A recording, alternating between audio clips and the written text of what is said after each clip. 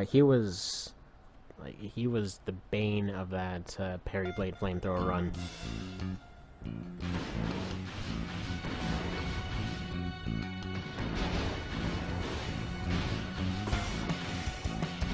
But in here, you can't do much. You know, cut to me getting utterly destroyed in a second. But he's the one that just basically does. He's the kind of the pressure AC whenever they're fighting together, and he's pretty good at it. He's hard to take out. He puts fire all over the place. I mean, if you focus on him, you can avoid him, but if not, like, he's got some good broadsiding capabilities.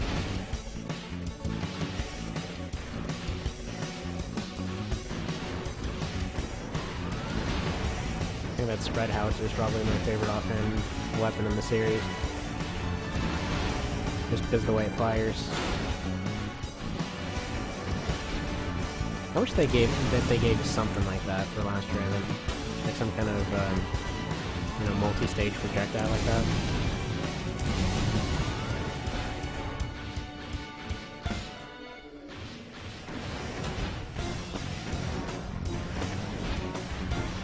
My assumption is they probably took it out in Nexus because of the whole overheating thing, so it probably would have been the perfect overheating weapon.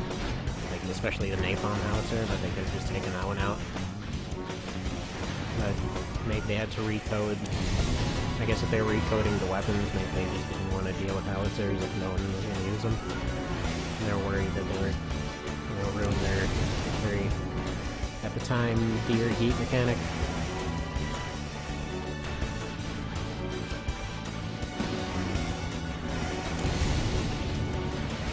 Also, I just noticed I'm dumb. I'm not using rocket arms. There are no rocket arms yet. I totally could purge my weapon, right? I cannot brain today.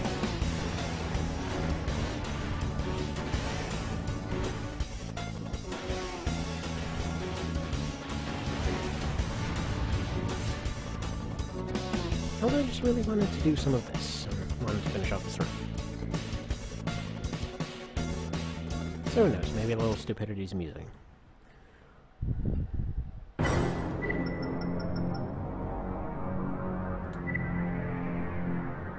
This guy's build is fun. Flimsy as crap, though. Yeah, and parking lot for this guy, too, because he also likes to go up and down. Usually he'll just land and keep trying to slash over and over, and you can get him then. But it's easier in here.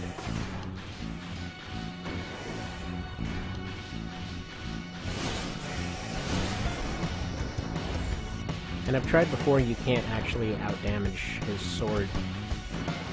Not with rockets, anyway.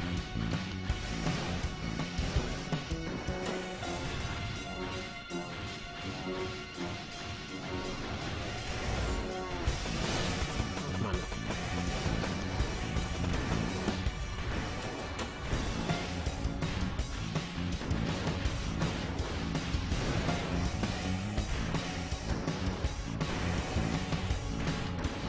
Thankfully, he is pretty flimsy.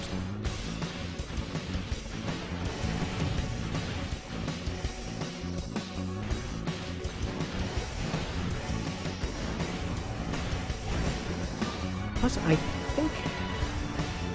Like, I don't know if it's intentional or just kind of the way the AI is set up, but they always seem to blade faster than you possibly can. Like, I don't know if their timing is perfect for the inputs or what, but they will almost always hit faster. So, like, this guy will just hit over and over. I mean, if you're fighting Cypress, he'll just keep slashing over and over. And even with the fast blade, like, you can't... Most of the time, there's still a delay, so it's a little bit faster, but it's, you know, it's still not going to be that perfect chaining he does.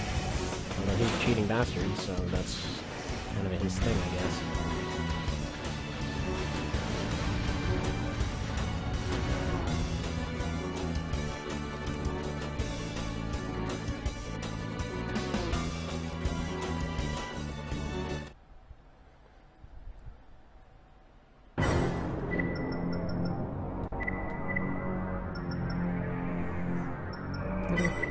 Cultures is another kind of heavy hitting, doesn't have much ammo run. Not everything has to be a run. Build. He is pretty accurate though. Usually what he does, like he'll spam a bunch of missiles and then just completely wreck you with the grenades. So you have to keep a distance even with those things in play.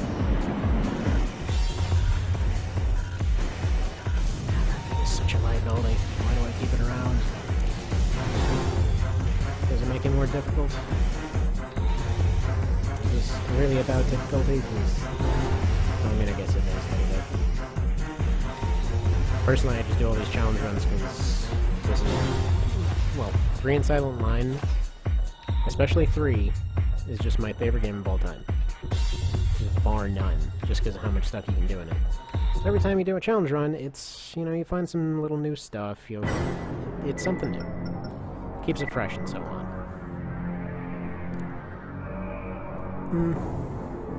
Another one I've thought about doing a run with in the past. Shocking, I know. He's an interesting one. Pistol's really good, Howitzer's really good. Large missiles, not so good. At least not until you get the quad missiles. And in Silent Line, I actually didn't know they started in Silent Line.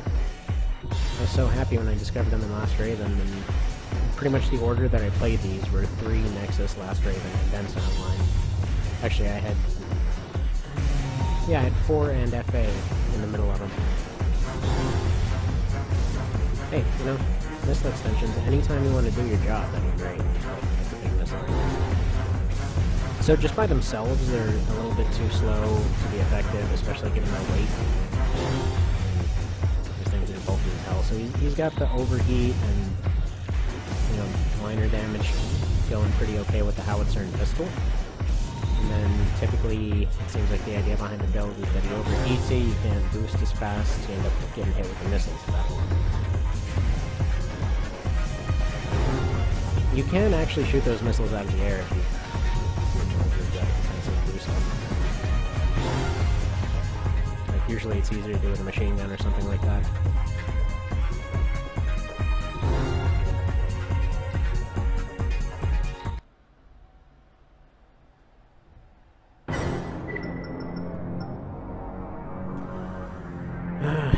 Another guy I forgot about. I always forget about this guy. The bane of so many runs. This might actually take a few tries.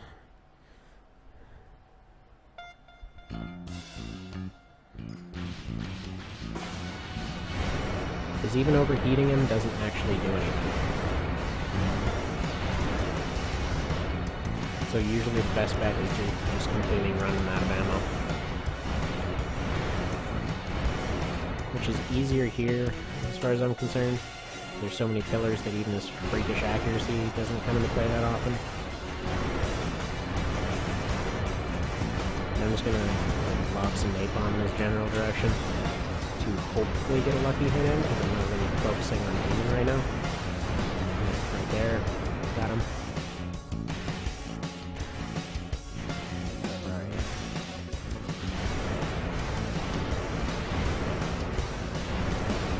It's only 40 shots, but like if he gets 4 or 5 in a row, you're just screwed.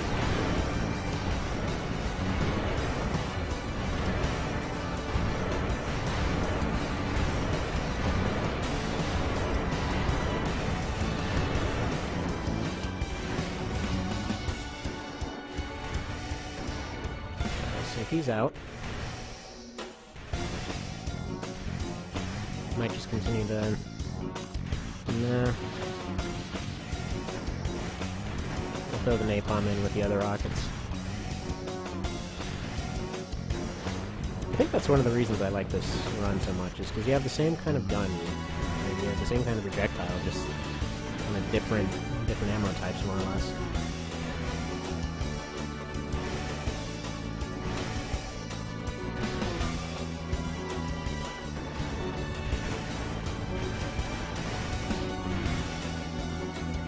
recall correctly, he does actually have a pretty good blade on him too.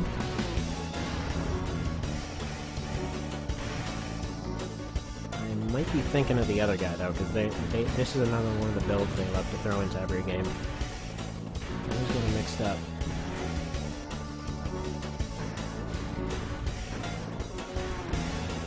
So in this game you got this guy.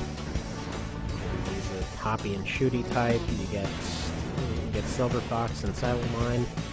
He's more the tank the hell out of anything you possibly have and shoot type. So he's basically the Kaiser of that game. What do we have in Nexus? I know they had something like this in Nexus, because they always do. Last Raven they had Toothpick. So he was always hovering slightly above where you'd want him to be. And frankly, he always won the overheat wars. Okay. Looks like he has the fast blade.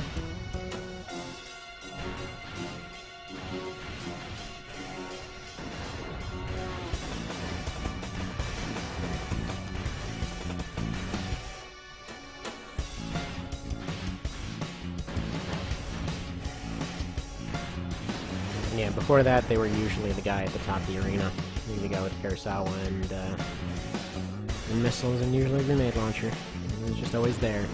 And then every time you'd wonder what he was doing there, and he would always say, "Hey, look, I'm a cheating bastard." And that wasn't very nice.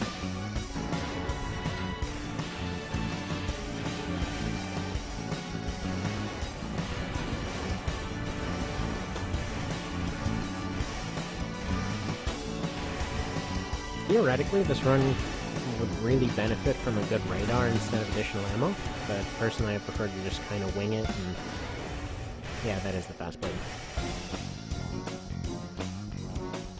Usually I prefer to just kind of wing it and not really rely on the radars for more than a general location. Like, if you get the really good radars, I mean, you'll know exactly where they are, so you can just kind of swing around and hit them, I'm sure. Just because there's a lot more horizontality to this game.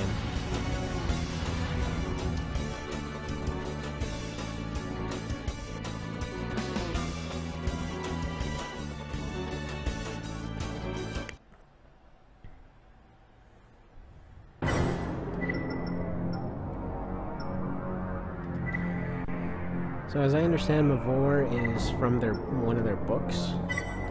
I actually have never personally seen those books. I know there's a contest going on for some of those books, etc. One of those books, you know, kind of surprised I've never seen them. Like, honestly, given how much time I've spent with the series, you'd think I actually would have gone and looked it up at some point, but I guess I always just figured, oh no, there's going to be something embarrassing in there that'll somehow ruin the series for me. But I got a little bit curious about them after seeing them added to all of the portable remakes.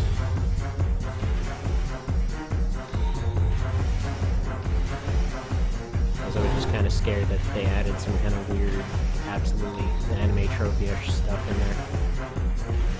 Like, suddenly everyone's a freaking high schooler trying to avenge their father or whatever. And that would just be depressing.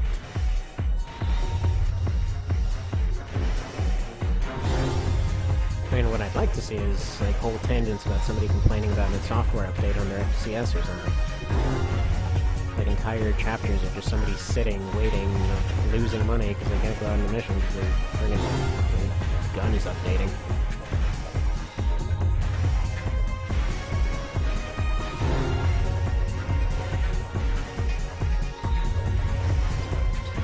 So aside from their cool-looking head that's a little bit too heavy to be practical, not much to say about this guy. He's pretty wimpy.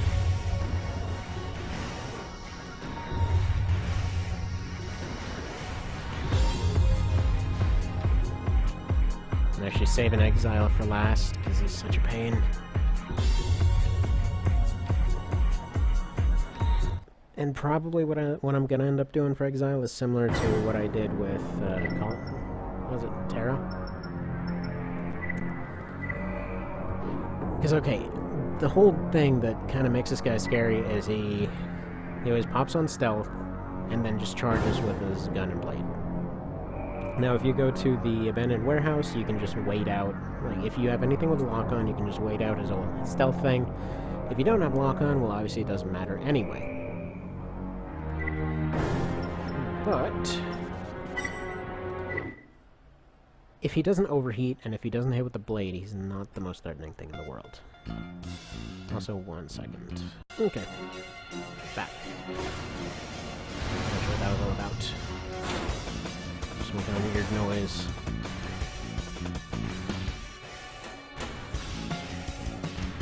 So, the thing is, because he charges, he has a tendency to get stuck a lot. Now, basically, angling the camera about here, and hopping around, you can usually get blind shots on him pretty consistently. As long as you can sort of anticipate where he's going to be, you can just nail him at that point. Or, you know, like that, he'll just kind of get stuck on stuff sometimes. And because of his, you know, gigantic legs, he's a pretty good target in here.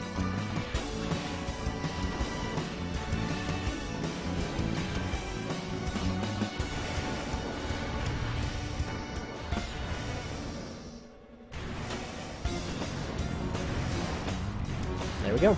Hardest guy in the game. Had a much easier time than Kaiser.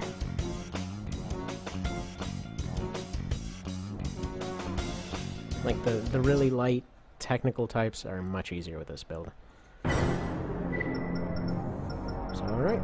Let's see. That should be the entire arena. Just double check I didn't... Nope, nope. Shadow Age.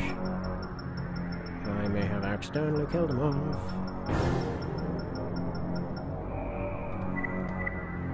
Okay, so he'll be the fitting last fight for 3 then.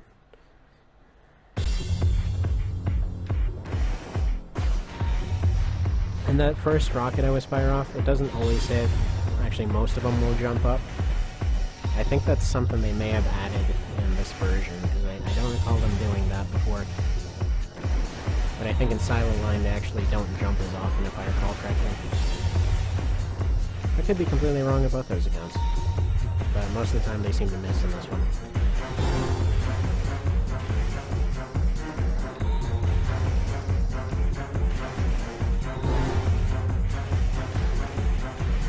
I always like this guy's build here, the whole sword, shield, and rocket thing going on. But I did the run of this guy in the PS2 version. I think I just called it the Archer or something. So that's kind of what he set up as. You got sword, shield, and kind of the long-range manual weapons, and basically got, you know, sword, board, and bow, more or less.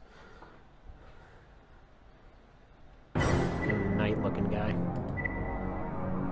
So there we go. That's the arena. There's the request to beat Exile. Where's the one with my head? Oh yeah.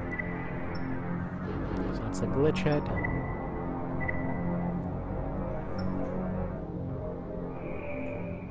I mean, it's cool looking, but like, okay, so it's a little bit better in the shell department. Got an interesting computer and all that. Twice as good at cooling, but it's really not enough to consider it. Faster scanner, better. You know what? Alright. It weighs twice as much, drains a lot more. But I'm gonna slap it on there for a little while because it has the better radar. Because I'm actually curious just how much better it is. Never tested it because I usually don't rely on it much. So yeah, that's all of the extra arena, all of the regular arena, and the story cleared. So just save it a second time for good measure. And that's it for 3, so moving on to Silent Line then.